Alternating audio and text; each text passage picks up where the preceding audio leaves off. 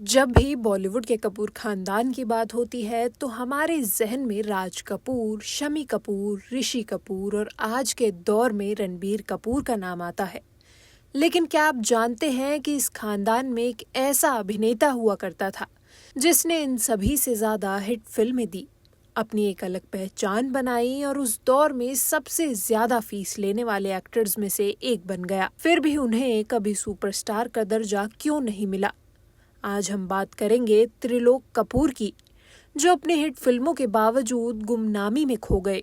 Trilok Kapoor Hindi cinema के शुरुआती दौर के एक ऐसे अभिनेता थे जिनका नाम शायद नई पीढ़ी ने ज्यादा नहीं सुना होगा। वे पृथ्वीराज कपूर के छोटे भाई थे और 1930 और 40 के दशक के बेहद लोकप्रिय अभिनेता थे। उन्होंने अपने करियर की शुरुआत मूक फिल्मों से की और फिर साउंड फिल्मों में भी शानदार प्रदर्शन किया। उनकी एक्टिंग और दमदार आवाज ने उन्हें धार्मिक और पौराणिक फिल्मों का सबसे पसंदीदा चेहरा बना दिया। अगर हिट फिल्मों की बात करें तो त्रिलोक कपूर का रिकॉर्ड चौंकाने वाला है।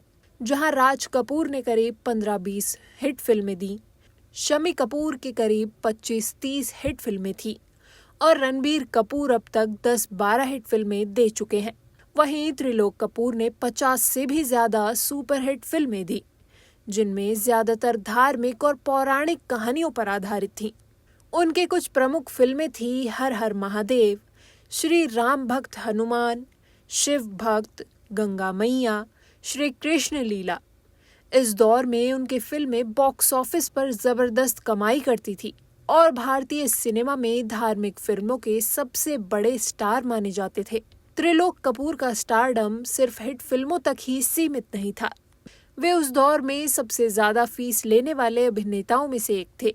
रिपोर्ट्स के अनुसार जब हिंदी सिनेमा में अधिकतर कलाकार कुछ हजार रुपए में फिल्में किया करते थे, त्रिलोक कपूर की फीस 50,000 रुपए तक पहुंच चुकी थी, जो 1940-50 के दशक में एक बहुत बड़ी रकम मानी जाती थी।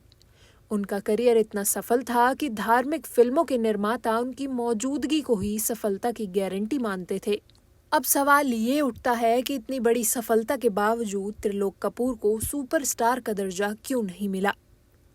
त्रिलोक कपूर ने अपनी ज्यादातर फिल्में धार्मिक और पौराणिक कहानियों पर आधारित की।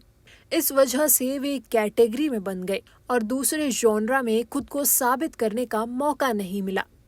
जब 50-60 के दशक में बॉलीवुड में रोमांस, एक्शन और ड्रामा फिल्मों का दौर आया, तब त्रिलोक कपूर इन बदलावों के साथ खुद को नहीं ढाल पाए। इस वजह से उनका करियर धीरे धीरे ढलान पर आ गया। राज कपूर, शम्मी कपूर और ऋषि कपूर जैसे स्टार्स को बॉलीवुड में सिर्फ उनके अभिनय के लिए नहीं, बल्कि उनके चार्म और ग्लैमर के लिए भी जाना जाता था। वहीं त्रिलोक कपूर की छवि एक संजीदा अभिनेता की थी, जो फिल्मों में भक्ति और धार्मिक किरदारों के लिए पहचाने जाते थे। जब 70-80 के दशक में अमिताभ बच्चन, धर्मेंद्र और राजेश खन्ना का दौर आया, तो धार्मिक फिल्मों का क्रेज कम होने लगा। इस वजह से त्रिलोक कपूर की फिल्में ज्यादा दर्शकों तक नहीं पहुंच पाईं। आज भले ही त्रिलोक कपूर का नाम बॉलीवुड के बड़े सुपरस्टार्स की लिस्ट में ना लिया जाता हो, लेकिन उनका योगदान हिंदी सिनेमा के इतिहास में बेहद अहम रहा है। उन्होंने धार्मिक और पौराणिक फिल्मों को एक नई ऊंचाई दी और भारतीय सिनेमा को एक अलग पहचान दिलाई। आज भी जब कोई धार्मिक फिल्म बनती है तो त्रिलोक कपूर जैसे कलाकारों की याद जरूर आती है।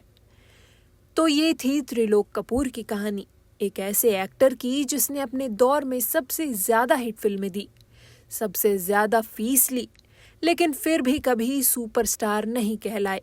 क्या आपको लगता है कि त्रिलोक कपूर को बॉलीवुड में ज्यादा पहचान मिलनी चाहिए थी? हमें कमेंट कर जरूर बताएं। इस तरह की और दिलचस्प कहानियों के लिए जुड़े रहें TNP एक्सप्लोर के साथ।